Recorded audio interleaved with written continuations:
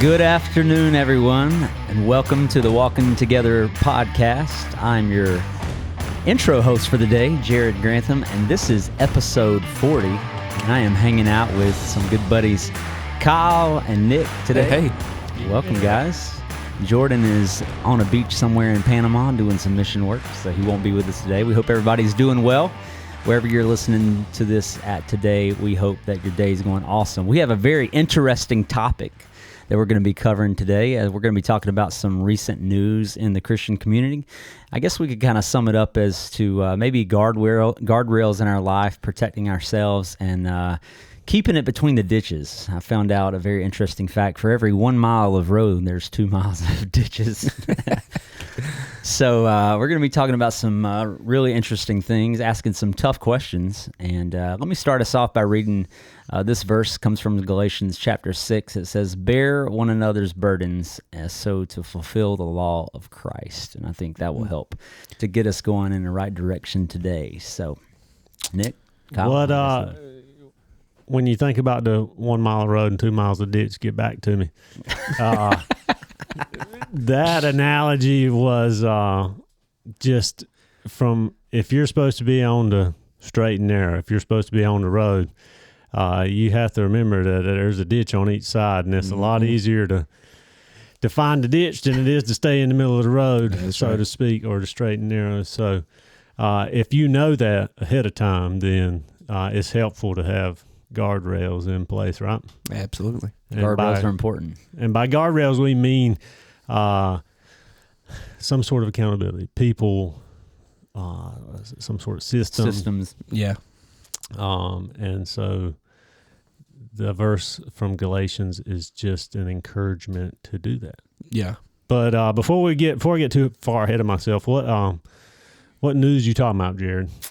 Well, if you've been following recently in the Christian community, some pastors have been named in different allegations.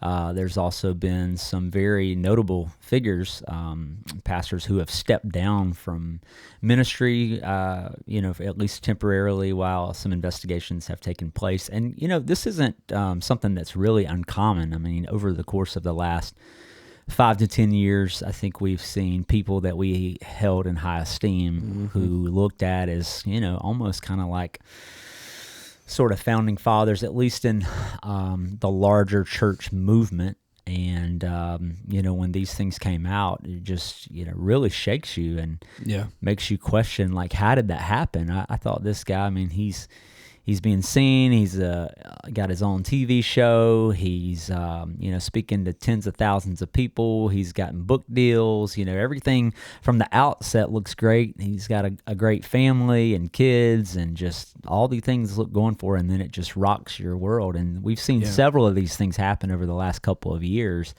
And it really should cause us to take a self-examination and ask the question as to why and how did that happen?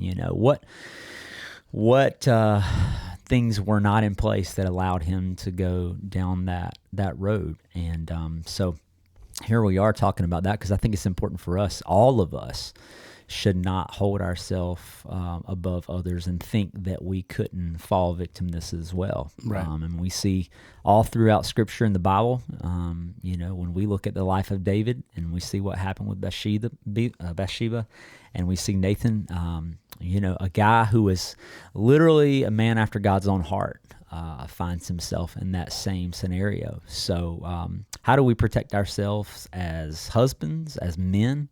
How do we protect ourselves as pastors and leaders and volunteers to ensure that we don't fall that? And women as well.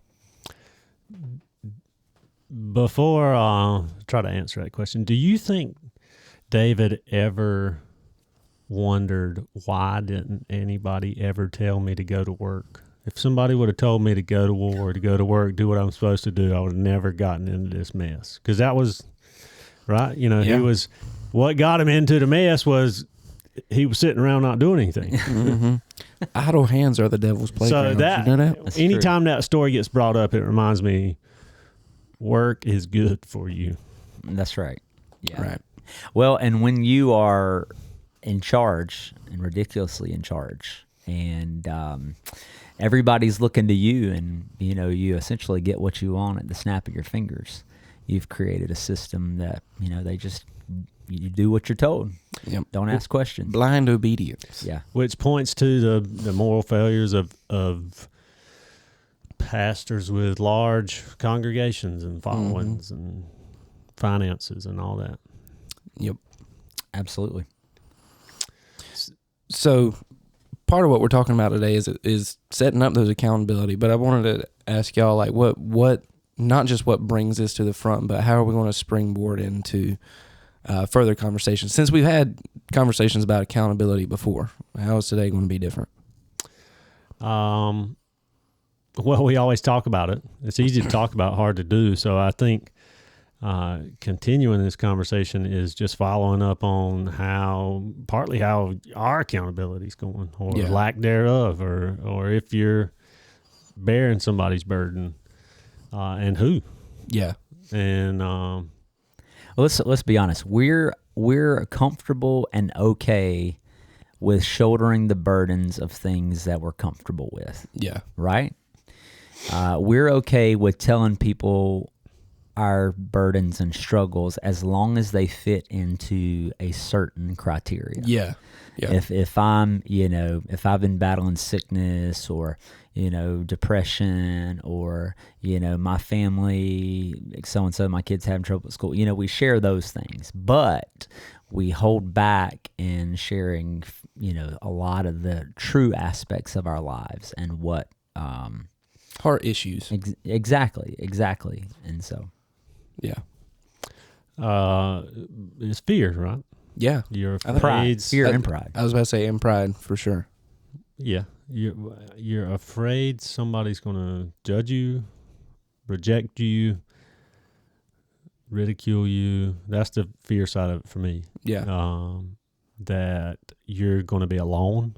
Mm-hmm. That Well, that people will look at you different. Yeah.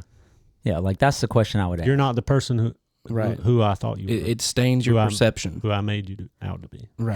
How comfortable would you two be with getting up and sharing? I mean, I think we all hold back, right?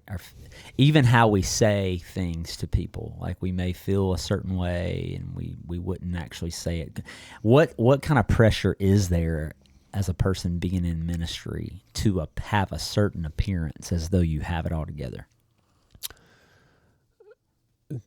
It's a tremendous amount of pressure, because not so much like you have to be perfect, but you're supposed to be leading these people. Right. And if you're not the example, I know we're supposed to be pointing to Christ as the example, but if you're shepherding people, you still have to funnel them to Christ. Right. And so if you're not a good funnel, if you're not having something to narrow them into, then in a way you feel you failed, right? Right.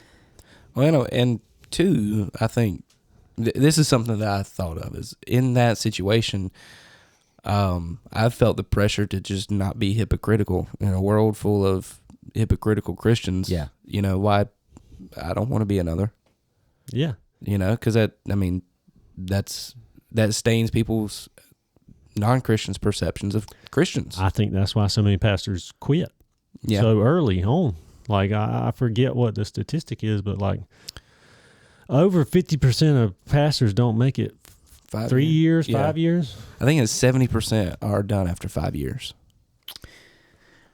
Well, it is incredibly, it's intimidating in a sense. Like, you may have heard or not heard about what's going on recently in the news with some of the pastors, but I have seen in at least my circle, people are asking questions like, what do we do, and what should we look to, and they're questioning everything that they know and have seen, because here's people that I've read this guy's book, I have listened to his sermons, I've heard his podcast, he's talked to me about the exact same thing that he's now being accused of.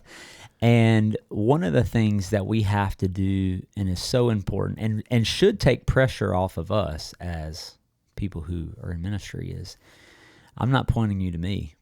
Right. I'm pointing you to the Bible. And, I had the privilege of going to the U.S. Open this past week and watching some of the guys play. And one of the coolest things that, I think about is these guys who are on tour making millions of dollars, who have deals, have swing coaches, right?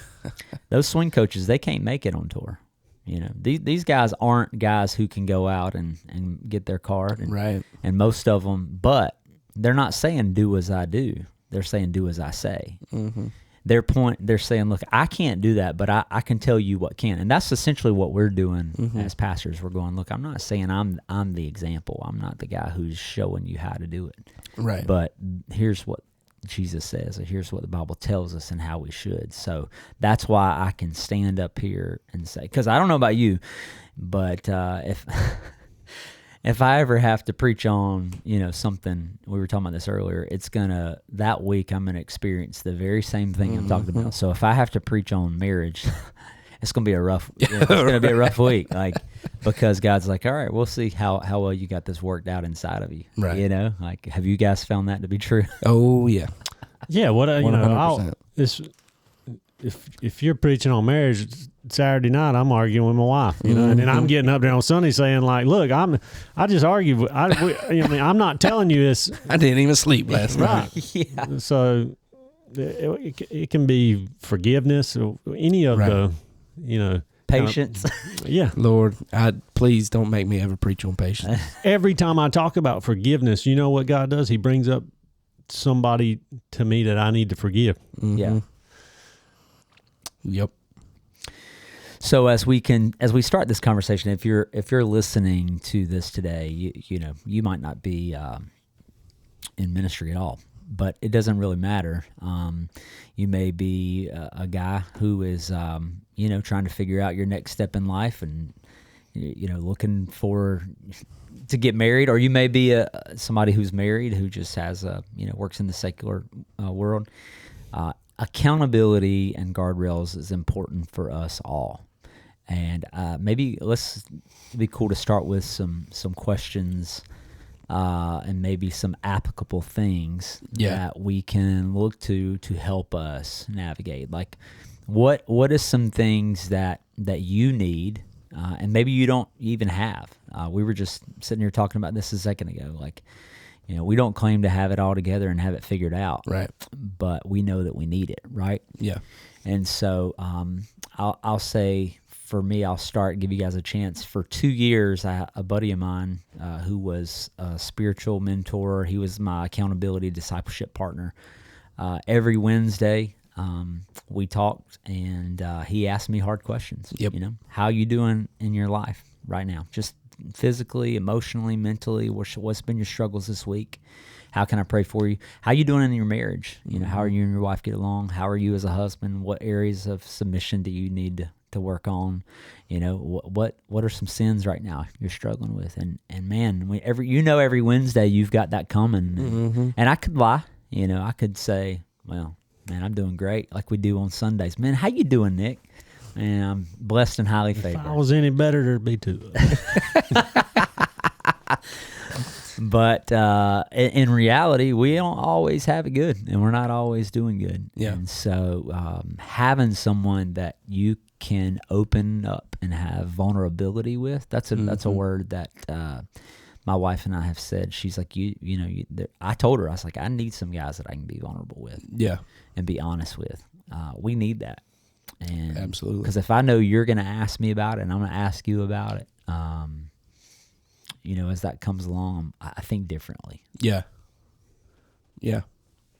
Yeah. So I'm in the same boat. And then finally, don't get me wrong. Like, it's something that I've thought a lot about, but up until probably 2 months ago, wasn't really able to implement. Just a lot of life changes and having babies and everything. So time was a precious commodity. Yeah. But realizing, like, I'm in the same boat as everybody else. Like, time is a precious commodity for everybody. I'm not any different in that. And realizing that, no, this is something that I need to make time for. So recently started meeting with Justin Papineau every other Thursday, and doing that same thing, asking each other hard questions, and being really honest about where we're at. Because if you're not vulnerable, then you're just hanging out over coffee. And I can do that. I have 50 opportunities a week to do that. Yeah. You know what I mean? So really taking that step of being vulnerable, and then, just splaying yourself open, it's something that you have to do, get to do, but need to do. So I think a question people have is, where do I start? How do I do that? You talk about discipleship and accountability and a partner. How do you start? I think the very first step is realizing you are not a unicorn. You need it. Yeah. Okay, so once you realize your need for it, you've listened to this podcast and you're like, man, I need to do something about it. What do I do? I would say next step would be to start praying about it, and not just like, hey God, it'd be nice to have somebody, but like truly praying about it. Yeah. God, point out to me another man that I can be accountable to. Yeah. Yeah. And while I'm waiting, I'm going to keep praying. Yep. Yeah. I also think, and I'm going to tell people. That's another, like, I say that because I'll pray about something and pray about it and pray about it and pray about it. And never tell anybody I'm praying about it. Right. Well, that's fine. But your faith requires action. Like, you got to do something. Right. The best way to figure out what to do and what not to do is to pray about it and then go. Right. So if you're not telling people, hey, if you're not telling, you're going to start with people you're most comfortable with. Like, hey, man, I'm looking, like, start asking and telling. Right. Put yourself out there. Yep. I also think it's good to check in. If you're single, your closest friends, I think, would be people to ask. If you're married, your spouse is probably a good one too. But those self-check-ins of like, hey, how am I doing as a dad? Yeah. How am I doing as a husband? What areas am I lacking at that you need? And when that person, and when they tell you, and hopefully, you invite that in, and you take that feedback and, what they say, and then follow, back up and ask them, because that gives you the opportunity to take action and move on that, or use that to, when you find that your accountability partner or person, say, hey, I asked some people around me and they said, this is where I'm dropping the ball, and, I'm not doing this. I want you to help me. Right. I want to make other people know about it. Yeah. Because I want to change it. So you can ask me, how it is that I'm doing. Yeah. So let me ask you, once you have prayed about it and started looking, if God starts pointing people out, do you need to be picky about who you choose as your accountability partner? Yes and no. Okay, explain. Define that. No, you don't need to be picky in what they look like, sound like, hobbies, similar interests. Yes, you need to be picky in their qualities, their God-given qualities, like, are they trustworthy? Are they a gossiper? Are they, do they do what they say they're going to do? But as far as if you finding somebody that looks and acts and talks like you, probably ain't going to do you as much good. Right. Yeah. I will add this in too. I don't want to just assume everybody knows or thinks this, but if you're a dude, don't have your accountability partner be a girl. As a female, yeah. And if you're a girl, don't have your accountability partner as a dude. Yeah. Men and women are different for a reason. And Right. You don't understand. I don't understand women like a woman does, and they don't understand me like a man does. Right. Yeah, I agree. And not just there, because the whole idea is accountability. Don't set yourself up for failure in your accountability. The factual information behind that is, if you read Genesis in the creation account, God placed Adam into the garden. Man was created outside of the garden. Right. You have this inerrant wildness about you.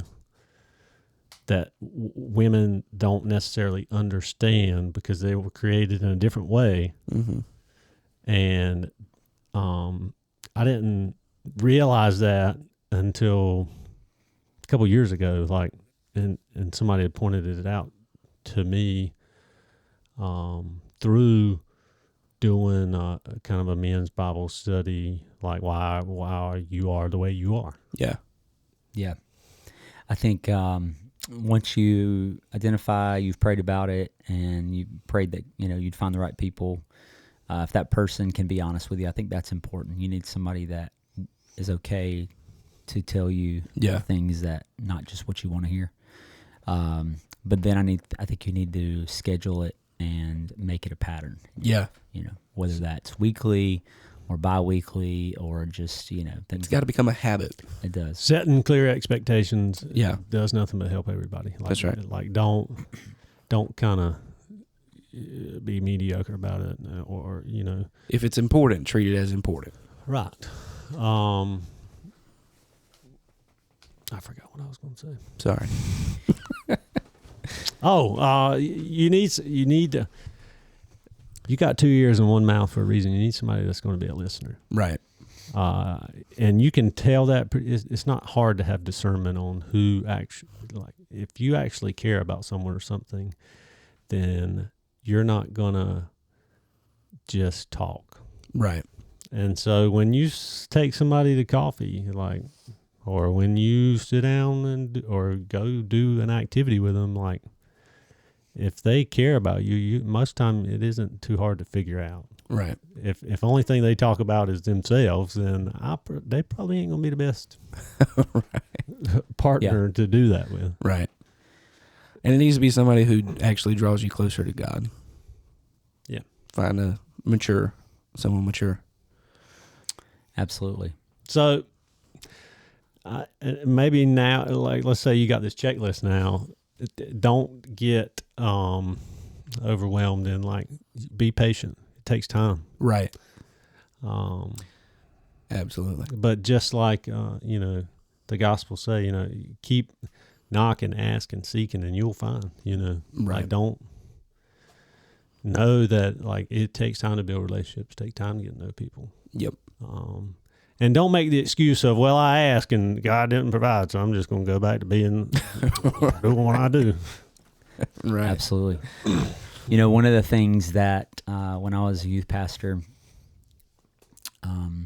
which has been many years ago now, but we talked about, we had our small groups and we also had our large groups, and in our guys group, the issue that was talked about among these teenage boys was, just lust and pornography, and the addiction to that, and how that, they're obviously with cell phone day and age and internet and stuff exposure, and so I had shared with them and our guys and our team, and had one as well, accountability partner, where there's different. At that time it was X3 Watch, and they have Covenant Eyes. I know a lot of smartphones are using different things, like Bark, I know, is a good one for kids. But I had guys who said, "Hey, will you be my accountability partner?" And we, they install the software on your device and exchange emails, and I would get emails from them saying, "Hey, your accountability partner signed up for this," and it gave me the ability to ask them, "Hey, this popped up." Sometimes there were innocent things that happen, and sometimes they were intentional, and I would get texts from them saying, "Hey, man, you're probably going to see so and so come across my your email saying this, and this is what happened," and and it just created this, like, really interesting culture, because all of a sudden they knew, these things that I was doing in secret are now going to be exposed, and they thought twice, or, avoided that. And accountability, I think that's what that does. When we know that somebody else is going to ask us and ask me the hard questions, I'll think twice about doing whatever that is. Right. And what do you think when we read that verse, Galatians 6:2, about bearing? What does that do? How does shouldering that load for someone? How does that change things? Takes the weight off of you. Yeah. That was the first thing that came to mind. It makes the burden much easier to bury. Yeah, we should bury it. You know what I mean? Bear it. Load and bear. Yeah, right. But yeah, sorry. And why do you think that's a biblical concept? Like, why?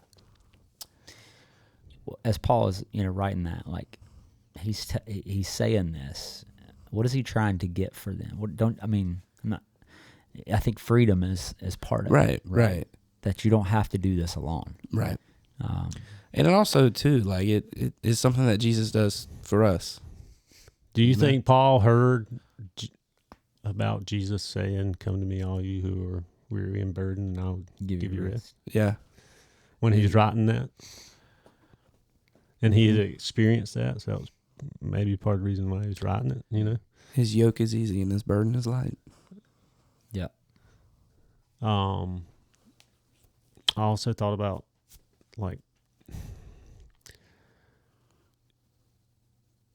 when Jesus says that, like, Paul is probably,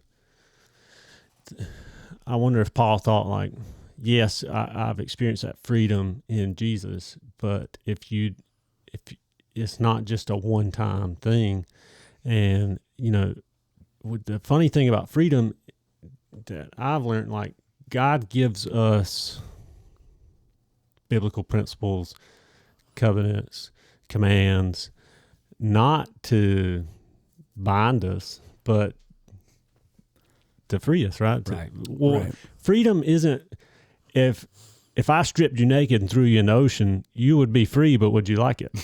Right. You got free, you're free. Right. So there has to be some sort of structure.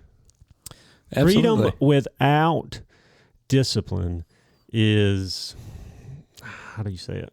Is chaos. Yeah. You would be freaking out if you were in the ocean butt naked, You'd be free, but you wouldn't like it. So God has an order, a system to how to do that. Right. And if you're not, that's another great thing of having that accountability partner, 3 a.m. buddy, whatever you want to call them, is you not only are you bearing one another's burdens, but your iron sharpens iron. You're growing together. You're learning and figuring out some of these things that Paul is trying so desperately to tell you. Right. Absolutely. It's funny, of all people, that quote isn't like, I didn't think of that. It's like a lot of quotes. You're quoting somebody else. Yeah. Shia LaBeouf, I heard him say that on a YouTube short, and I never forgot it because I was like, he's right. Like, I would not want to be butt naked in the ocean. Right.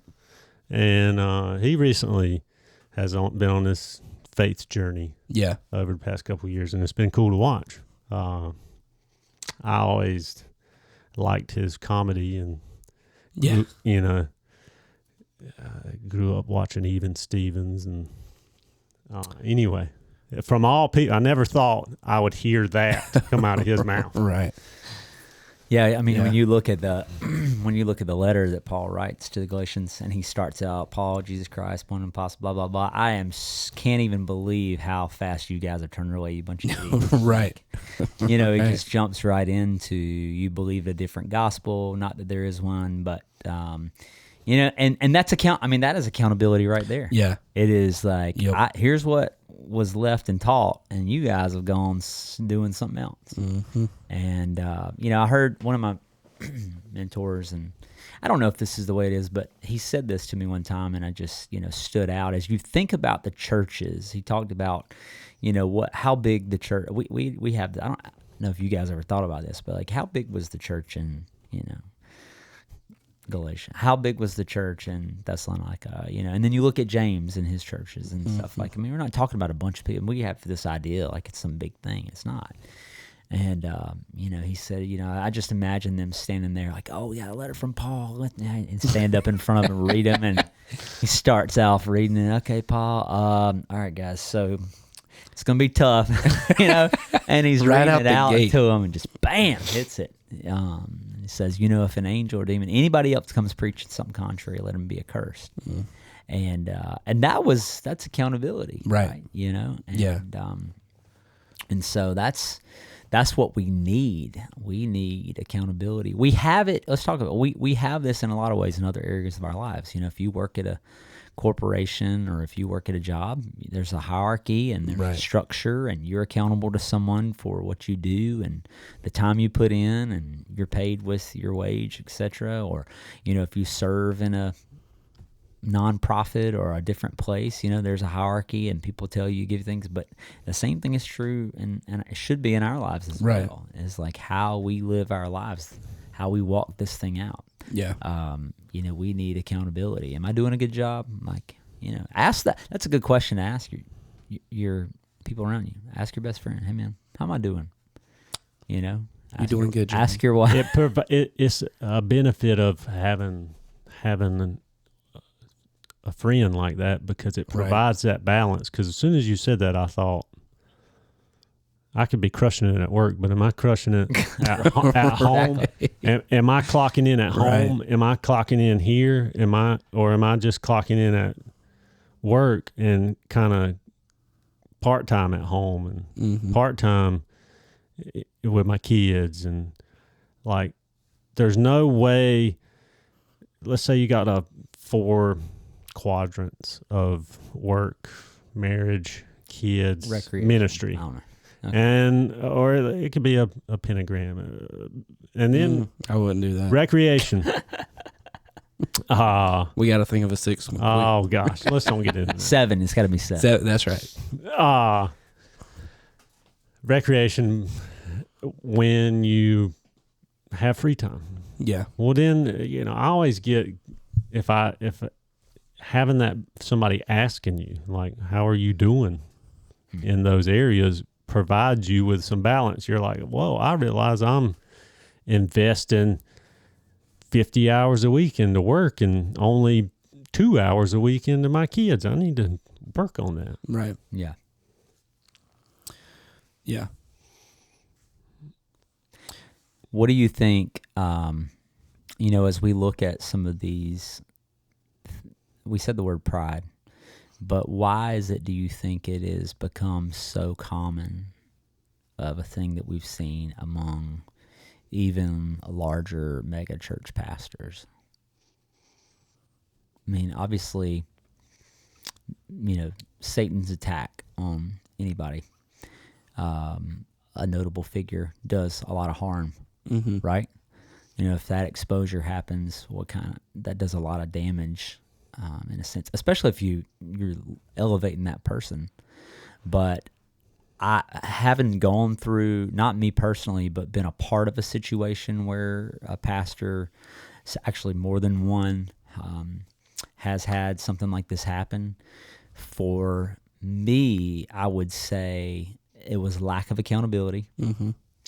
It was fear of losing people, money, power, the name in the community, respect, all of those things. I also think it was a lack of people in place. It was not the right people in the room.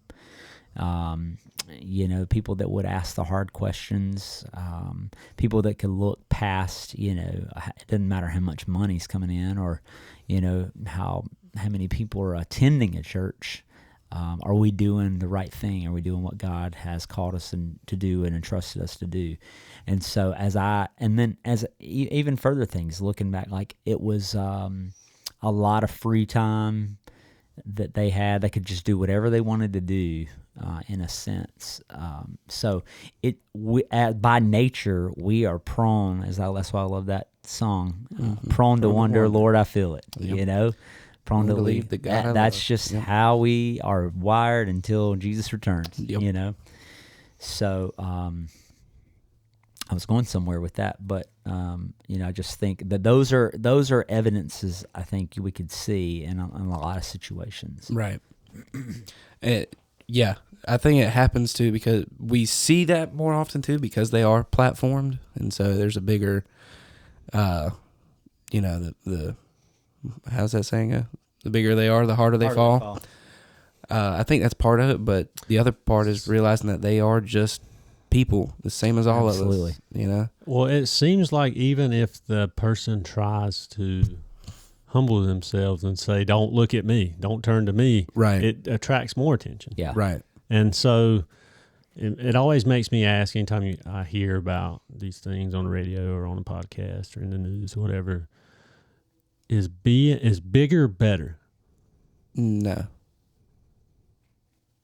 No. Why? Do you not think so? Sure, you can do more things, but it's not on you, right? Right. That was when Jared was listing out those evidences. Is I think we get lost in like it's not on us to have that control. Control is an illusion, right? It's not on us to have that power. It's not on us to be that for the community. Right. It's not on us to be to bear that burden. It's not on one entity or one church or one pastor to bear the weight of an entire city. Right. Right. And I think that's where you get lost. Yeah. Well, and so I wanted to bring up 1 Timothy 3 because it said, so the title for like the heading over this section is qualifications for overseers and deacons. But the thing is I've always, anytime I have a conversation about this passage, I always remind everybody like, yes, this is the qualifications for overseers and deacons, but it's the same kind of, it's not necessarily qualifications, but it's the same measuring stick. Is that, I don't know. What word would y'all use? It's the same. Well, you have two types of text. You have descriptive and prescriptive, and this is Right. one that I think is true regardless of, at the time that it was written for who. I think it's a timeless thing that we should all sort of adhere to. Right. It's not just for those people with titles in ministry. Like it's for every Christian. But if anyone aspires to be an overseer, he desires a noble work. An overseer, therefore, must be above reproach, husband of one wife, self-controlled, sensible, respectable, hospitable, able to teach, not an excessive drinker, not a bully, but gentle, not quarrelsome, not greedy. He must manage his household competently and have his children under control with all dignity. If anyone does not know how to manage his own household, how will he take care of God's church? He must not be a new convert, or he might become conceited and incur the same condemnation as the devil. Furthermore, he must have a good reputation among outsiders so that he does not fall into disgrace in the devil's trap. So that's the one for overseers. It says deacons likewise. But I think that's part of it is like whenever these pastors, I do think that it's a very specific set of qualifications because these are all things that somebody who comes to power in ministry is platformed. These are specific things that Paul recognizes can be downfalls, shortcomings for those people. But it is the same for all of us, and that's where accountability comes into play. Because if I really am laying myself bare before another guy, he can tell me, like, hey, man, you are not either respectable, you've been drinking a little bit too much, you got anger issues, you being a little bit greedy. Gotta quit beating your wife. Right. It's legal on Sundays if you're on the courthouse steps, though. A rod no bigger than your thumb. Is that right? Yeah. It's North Carolina state law still. Is it really? Oh my goodness. Have to look that one up. That is not a recommendation, by the way. That please. We are not condoning it. No. But anyway, but I think that's why we see, especially guys who have been platformed to such huge levels, I think that's why we see them fall so easily, because that last section says, furthermore, he must have a good reputation among outsiders. Like, it becomes a game of, who has the cleanest name, who has the best perception towards outsiders, and it becomes less about the heart and more about, hey, what is my image? What is my social image? Yeah. Right. Who can help us the most get something? Right. And let me just say, the time to do that is not when you're in the midst of it. The time to put the measures in place is before it happens. My cousin's in cybersecurity. You don't want to put cybersecurity measures in place after you've already had a cyber attack on it. It's before it happens, and that's essentially what we're trying to do is to shelter and shield ourselves. You're like, I'm not going through any of this. It's not that's not the time to go, well, I don't need it. It's okay. This is when I should be proactive and putting these things in place. So if that time were to come, then those are already in place. So would you say the qualifications, you need to have measures in place about money, about drugs, alcohol, lust, what's the other ones? Anger. I think, outside, I think pride is a big one too. Yeah. Vanity. Arrogancy. Yep. Mm-hmm. Yep. So. Slothfulness. Yeah. Just your time. Yep. Yeah.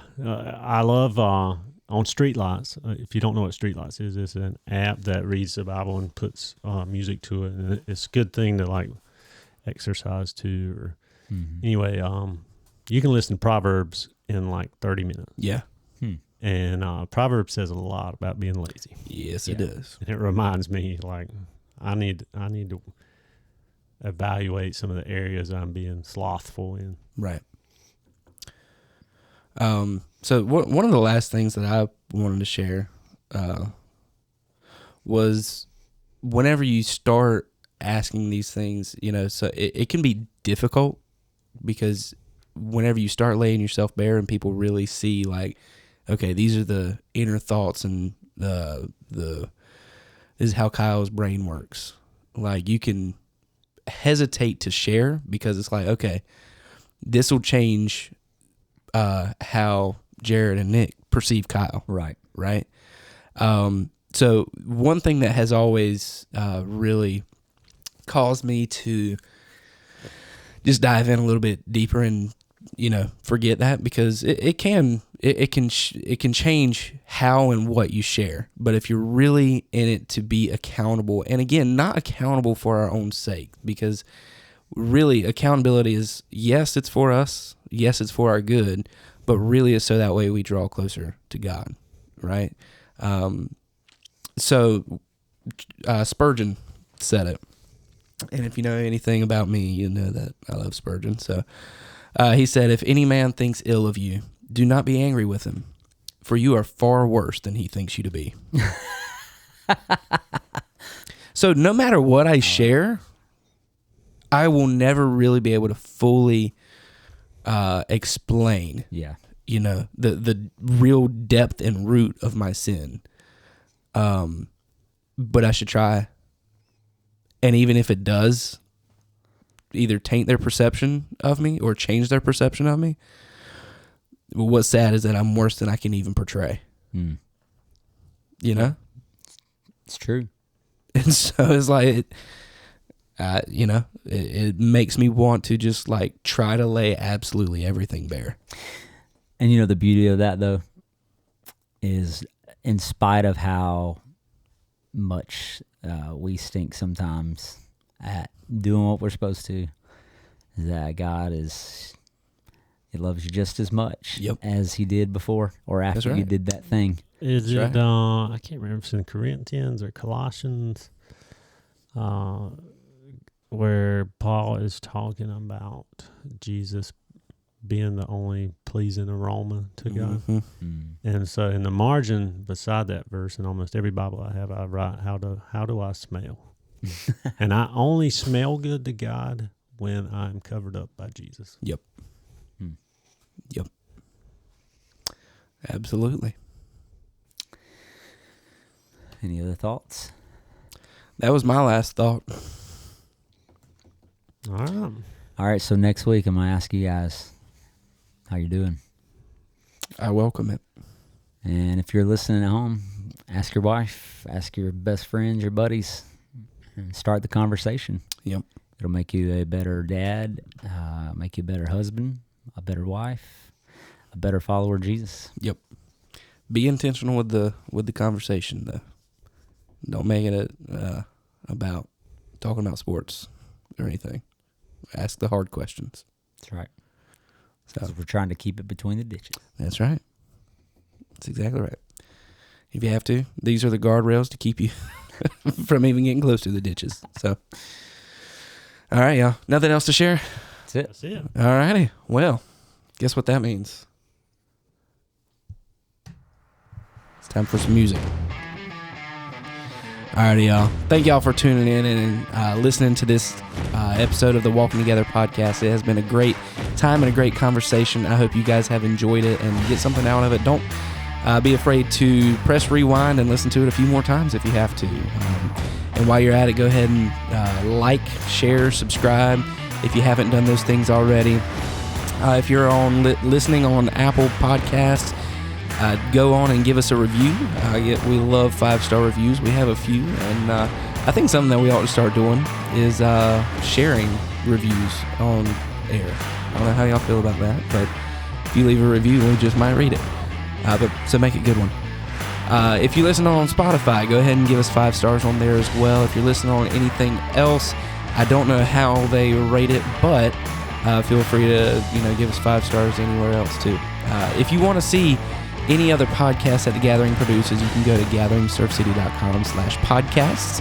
If you have a question that you'd like for us to cover or a topic, you can email me at podcasts, plural, at gatheringsurfcity.com. And I think that's all I have to cover. So thank you guys for tuning in, and we will talk to you later. Later, y'all.